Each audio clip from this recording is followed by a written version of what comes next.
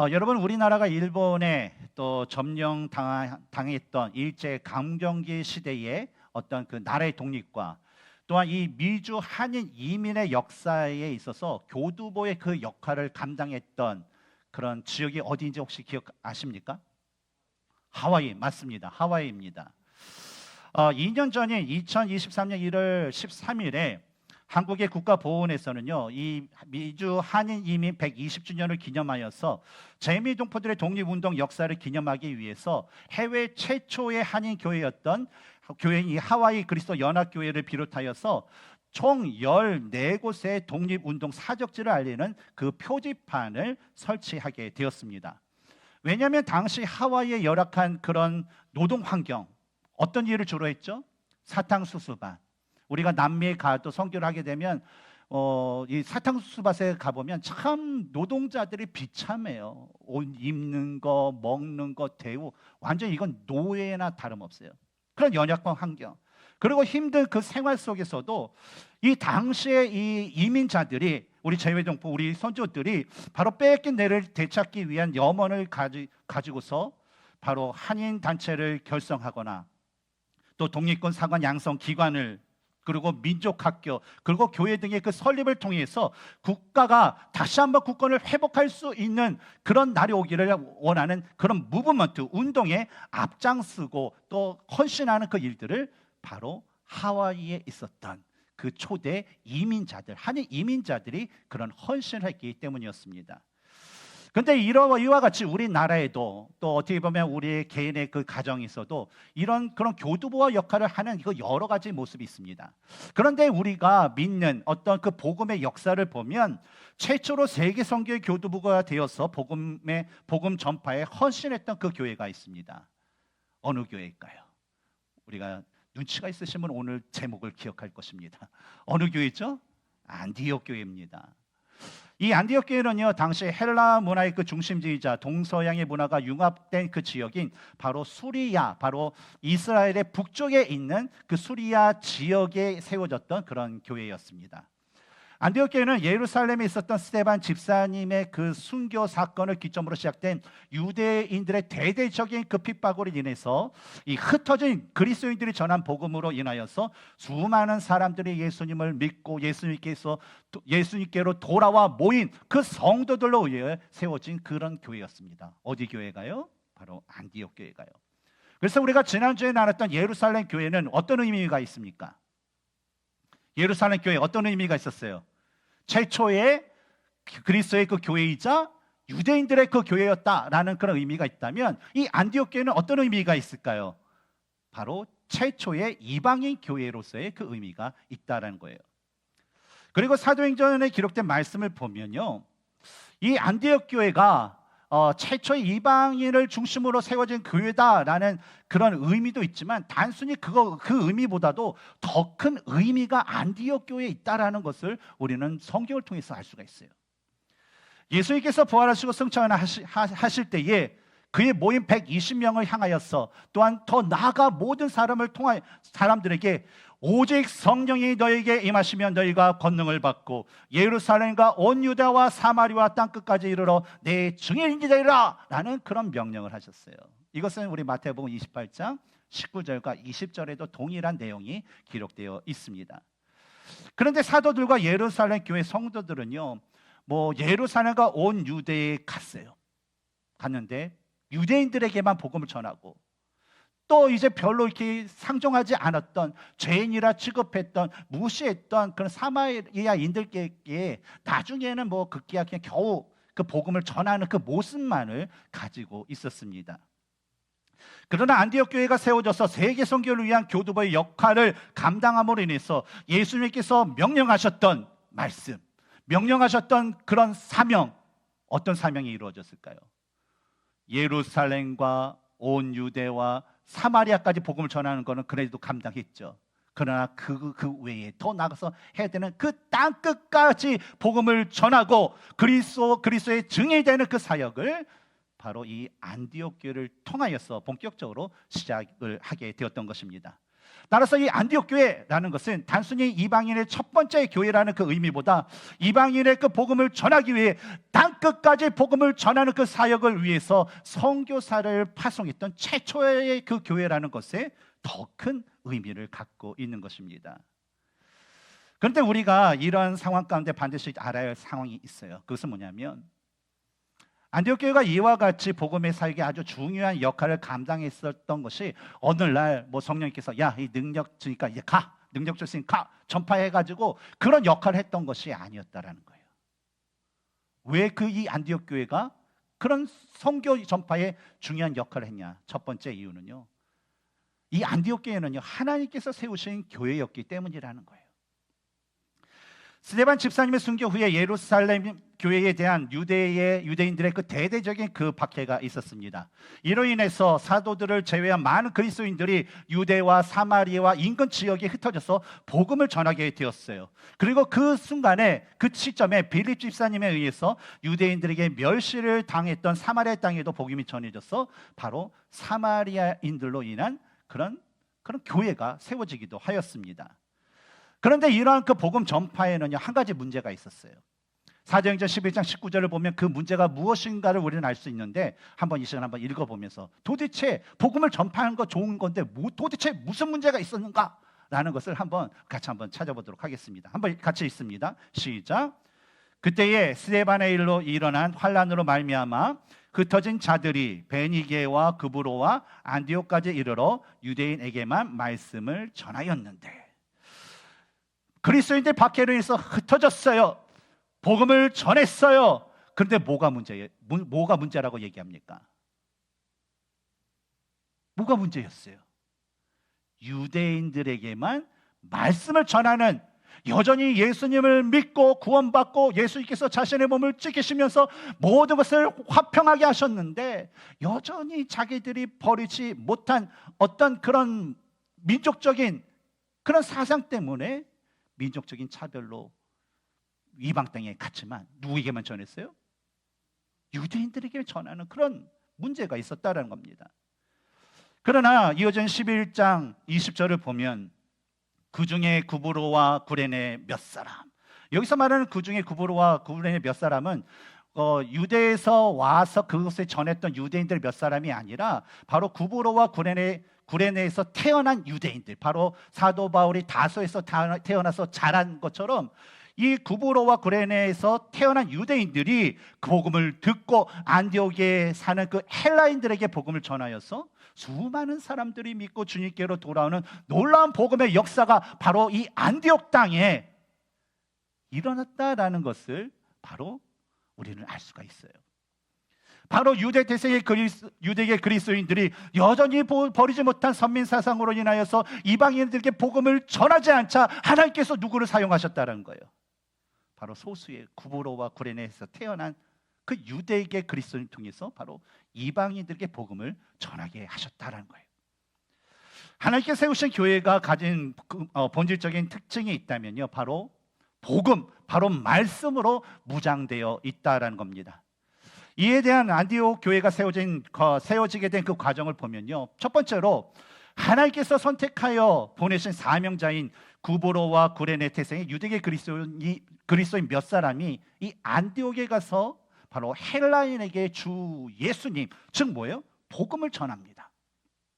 두 번째 과정을 보면 어떻습니까? 전하니까 복음을 들은 수많은 그 헬라인들이 믿고 주님 앞에 돌아온 놀라운 풍요의 역사가 일어나요. 또 세 번째 과정은 뭡니까? 성령과 믿음이 충만한 이 바나바와 사울, 나중에 이름이 바울로 바뀌죠. 이 바나바와 사울을 통해서 예수님의 말씀을 듣는 일에 성도들이 열심을 내는 그런 모습들이 생겨나게 됩니다. 그리고 마지막 네 번째로는 예수님을 믿고 그분의 말씀을 배운 성도들이 말씀을 지켜 행함으로 안디옥에 살고 있는 믿지 않는 자들이 제자들, 즉 안디옥에서 예수님을 믿고 고백한 그 성도들을 가리켜 이 그리스도인들아 라고 부르는 그런 삶의 증거가 나타나게 되었다는 것이죠. 그런데 이 모든 것이 가능했던 이유는 무엇일까요? 안디옥에 살았던 사람들이 예수를 믿지 않게 믿음이 충만해서, 아니면 능력이 좋아서, 언변이 좋아서, 아니면 사회적 영향이 커서? 성경은 그렇게 얘기하지 않아요. 11장 21절을 보면 주의 손이 그들과 함께 하심에, 주의 손이 누굴 얘기합니까? 바로 성령께서. 그들은 누굽니까? 바로 구레네와 거기서 파송받은 그런 몇 사람과 함께 하심에라는 거예요. 바로 성령께서 복음을 전하는 자들과 함께 하시면서 그들을 도우시고 그들에게 능력을 주시고 그들을 보호하시는 그 은혜가 충만했기 때문에 어떤 역사가 일어나요?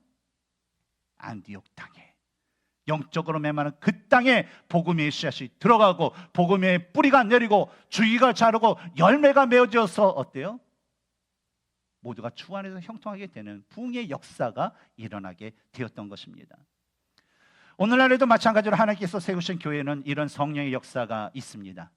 그래서 성령의 역사가 있는 교회나 또 개인이나 가정이나 목장과 주 예수 그리스도의 이름으로 모이는 기타 모임이라면 항상 말씀의 그 배움과 말씀을 통한 삶의 나눔의 열심을 내는 모습이 나타날 수밖에 없고 삶에서 말씀에 의한 선한 열매가 맺어질 수밖에 없는 거예요. 마치 사과나무에 여러분 어떤 열매가 열릴까요? 일부에 보니까 대답을 못해요. 너무 어려워서. 근데 오늘은 대답하네요. 이 부분들은 역시 대단합니다. 사과나무에는 어떤 열매가 열릴까요? 사과가 열리죠. 사과나무에서는 사과가 맺히고 포도나무에는 포도가 나듯이 참 포도나무신 예수님께 매달리고 그분께 붙어있고 그분께 속해 있는 우리들은 과연 어떤 열매를 맺는 것이 옳을까요? 바로 예수님의 말씀과 예수님의 모습의 열매가 맺어질 수밖에 없는 것, 그것이 뭐예요? 당연한 모습이라는 겁니다. 작년에 저희 부부가 지금 우리 목장 개편해서 이제 더 이상 이름 쓰진 않지만 우리 아가페 목장을 몇 달 동안 잠시 섬긴 적이 있었습니다. 그런데 그 잠시 몇 달 동안 섬겼지만 참 그 시간이 저와 저희 그 아내에게는요 너무나도 많은 은혜를 주었던 너무나도 축복의 시간이었어요. 모든 목장이 현재도 뭐 동일하게 우리 진행하듯이 우리 교회는요 목장 모임을 할 때마다 우리 교회 목장 매뉴얼이 있습니다. 매뉴얼에 보면 목장 인도 방법, 인도 순서 그것이 있어요.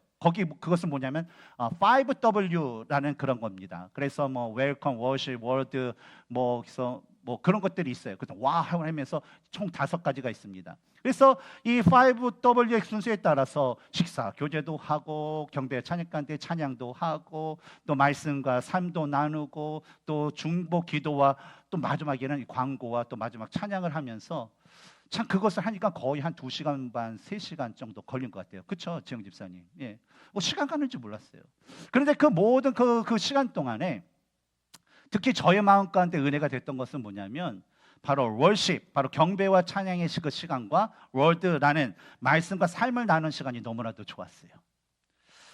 하나님의 은혜를 찬양하고 또 지난주 예배 시간에 또 나누었던 설교 말씀을 가지고 한 주 동안 그 말씀을 붙잡고 살면서 어떤 은혜가 나에게 주어졌는지, 그 말씀을 내가 듣고 믿음의 삶을 살았는데 어떤 어려움과 어떤 도전이 있어서 어떤 기도 제목이 생겼는지에 대해서 함께 나누면서 뜨겁게 그 기도하는 시간을요 참 가졌어요.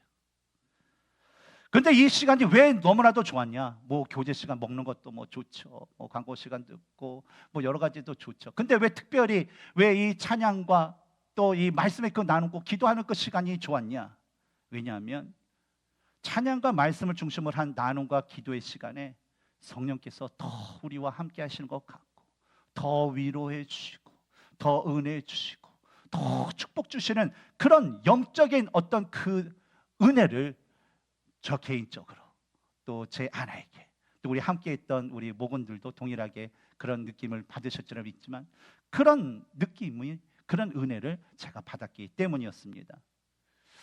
그러므로 개인의 삶과 교회에서요 항상 하나님의 말씀을 듣고 배우고 나누고 말씀대로 행하기에 우리가 노력하고 힘을 쓸 때에 분명히 하나님께서 안디옥 교회에게 주셨던 어떤 성령의 어떤 인도하심이 바로 우리의 삶과 또 우리의 가정과 우리 교회에 함께하면서 우리 모두에게 필요한 위로, 우리 모두에게 주시고자 하는 그 은혜, 우리 모두에게 필요한 그 능력과 우리 삶의 모든 그런 가야방을 인도해 주시는 하나님의 은혜가 차고 넘칠 줄 믿습니다.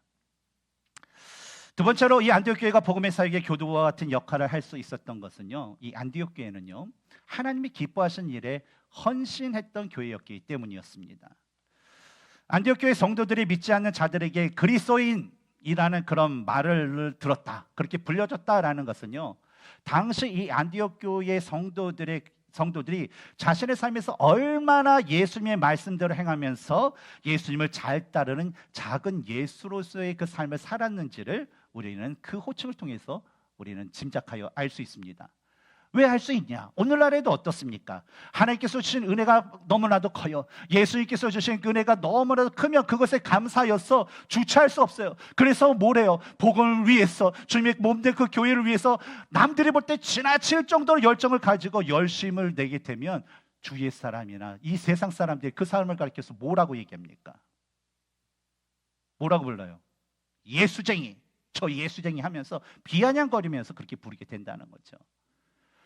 이 당시의 그리스도인, 이것도 동일한 건 비아냥거리는 소리였어요. 왜냐하면 예수의 사람, 예수를 따른 사람, 예수를 또 흉내내는 사람, 그런 어떤 비아냥의 소리였다는 거예요. 그러니까 어때요? 얼만큼 예수님의 말씀대로 행했고 예수님처럼 그런 열매, 그런 모습을 가졌으면 이런 소리를 들었을까라는 것을 우리 충분히 알 수가 있습니다. 그렇다면 여러분, 예수님을 따르는 삶이란 구체적으로 어떤 것일까요? 우리의 믿음의 고백 가운데, 우리 기도 가운데, 주님, 저는 예수님을 닮고 예수님을 따라가는 삶을 살기 싶어요. 도대체 어떻게 따르는 것이 예수님을 따르는 삶일까요? 우선 중요한 게 뭐냐면, 우리가 예수님 따르는 삶을 살려면 예수님이 무엇을 하셨는가를 우리가 봐야 돼요. 그래서 예수님이 하셨던 것을 우리가 그대로 하면 그것이 뭐예요? 예수님 따르는 삶이 된다는 거죠. 그럼 몇 가지를 한번 살펴보면, 우선 예수님께서 하셨던 것처럼 하나님의 말씀을 전하고 가르치고 하나님께 기도하면서 날마다 하나님과 교제하는 그 모습이 있을 때 우리는 예수님을 따르는 삶을 살아가는 거예요. 두 번째로, 예수님께서 안식일마다 회당에 가셔서 진짜 예배를 드리기에 힘쓰셨던 것처럼 우리가 교회에 와서 한 사람의 그 예배자로서 영이신 하나님께 영과 진리로 진짜 우리가 예배에 힘쓰는 모습을 가질 때에 그 사람 뭐예요? 예수님을 따르는 사람이라는 거죠. 세 번째로, 예수님께서 제자들을 섬기고 도움이 필요한 자들을 섬기신 것처럼 우리가 믿음의 형제와 자매들을 돌아보면서 그들을 섬기는 일에 힘쓰는 모습, 이것도 뭐예요? 예수님을 따르는 모습이라는 거예요. 또 네 번째로, 예수님께서 하나님의 뜻을 이루기 위해서 자신의 모든 것을 희생하셨던 것처럼 우리가 오늘날도 예수님을 위해서 자신의 시간과 자신의 물질과 자신의 열정과 자신의 그 생명까지도 아끼지 않고 희생을 하는 것, 그것이 뭐예요? 예수님을 따르는 그런 모습이라는 거죠. 물론 이 외에도요, 예수님을 따르는 삶의 모습은 무엇일까? 진짜 세세하게 말할 수 없는 수많은 여러 가지들이 우리에게 있을 것입니다. 근데 제가 여러분과 함께 나눴던 이 네 가지만 우리가 대략 봐도요, 이 말씀과 예배 삶이란 것은 어떤 예수님을 따르는 모습일까요? 바로 우리 개인적으로 또 우리 교회 내적으로 이루어지는 그 예수님을 따르는 모습일 거예요. 그렇다면 형제 자매와 이웃에 대한 구제, 또 복음 전파를 위한 여러 가지 희생의 모습은 어떤 예수님을 따르는 모습일까요? 바로 외적으로 나타나는 예수님을 따르는 모습이라는 것입니다.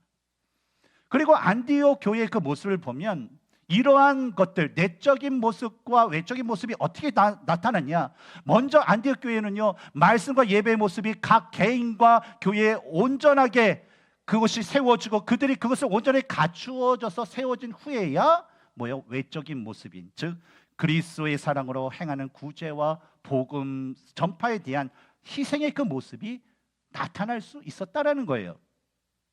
마찬가지로 우리 자신이나 우리 자녀들이 예수님을 온전히 따르기를 원한다.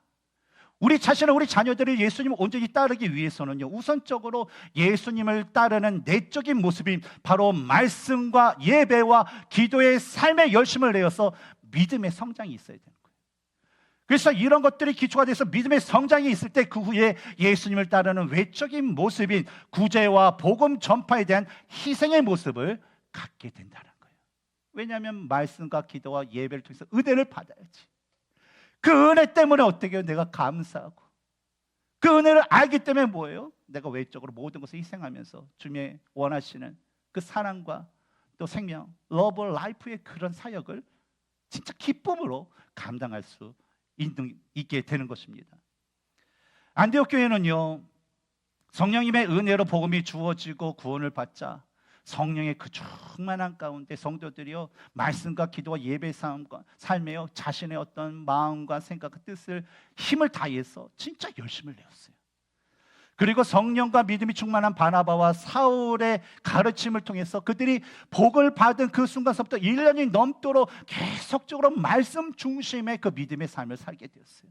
그리고 말씀의 삶을 살다가 로마의 글라우디오 황제 시대의 큰 흉년이 들자 예루살렘 교회의 그 성도들이 어려움에 처하자 그 안디옥 교회 성도들이 한 것이 뭐냐면 바로 기쁨으로 자신이 할 수 있는 힘을 다하는 그 다할 때까지 최선을 다해서 헌금을 모아서 바로 그 어려움을 당한 예루살렘 교회를 도와주는 그 모습이 바로 안디옥 교회에서 나타나게 되었다는 겁니다.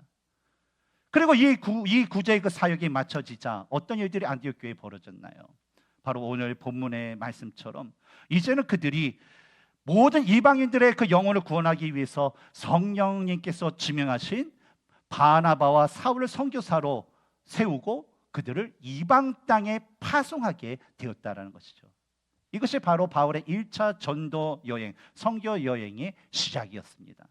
그리고 그 이후에도 이 안디옥 교회는 어떻습니까? 바울이 2차 선교 여행으로 유럽 지역을 갈 때에도요, 바로 선교 사역의 교두보와 역할을 잘 감당했던 진정한 하나님의 교회였다는 거예요. 우리가 살펴본 바와 같이 안디옥 교회가 예수님의 명령대로 땅끝까지 복음을 전하는 데 있어서 이러한 중요한 교두보의 역할을 감당할 수 있었던 것은요, 바로 성도들 각 개인과 또 교회가 마음과 힘과 뜻을 다해 하나님께서 기뻐하시는 그런 모든 일들에 헌신을 다했기 때문에 그래요. 어떤 헌신을 했을까요? 말씀 배우는데 헌신을 했어요.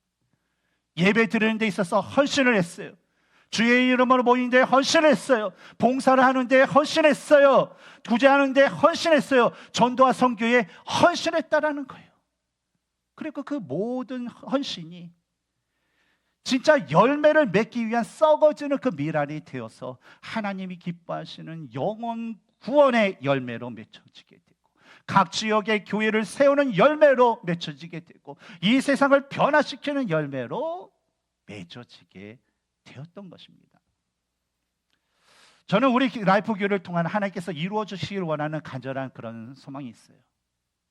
바로 이 교회에 청빙되는 그런 과정 가운데서나 청빙된 후나 지금 이제 거의 이제 만 7년이 돼가는 이 순간까지도 하나님께 바라는 우리 교회와 또 성도들에게 대한 하나님께 구하는 그런 꿈의 그 기도가 있습니다.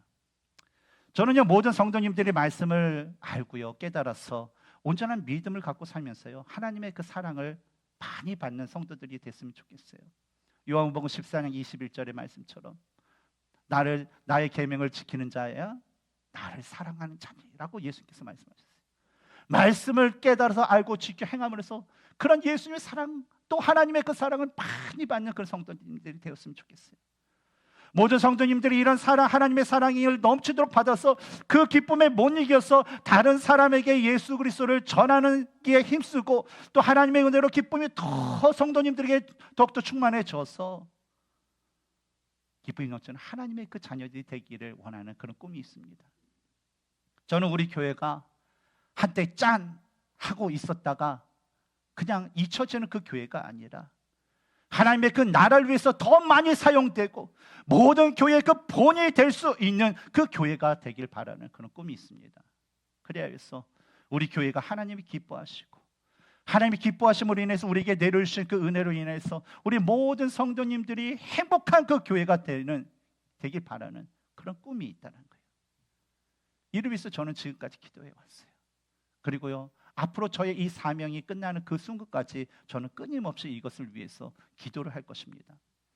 근데 사랑하는 성도 여러분, 만약에 여러분들 중에 저와 동일한 하나님께 간절히 바라는 마음과 소망과 꿈을 가진 분이 계신다면 여러분, 안디옥 교회 그 성도들처럼 하나님이 세우시는 교회가 될 수 있도록 더욱 말씀 중심의 삶을 살고 또 기도에 힘쓰면서 하나님이 기뻐하시는 일에 여러분의 마음과 뜻과 힘을 모아주시기를 주님의 이름으로 부탁드립니다.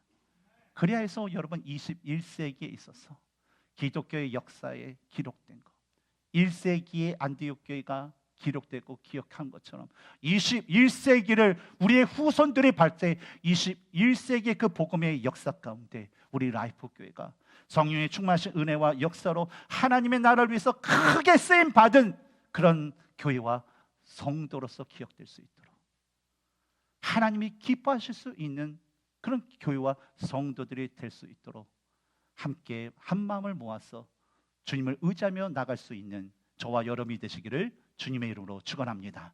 함께 기도하겠습니다.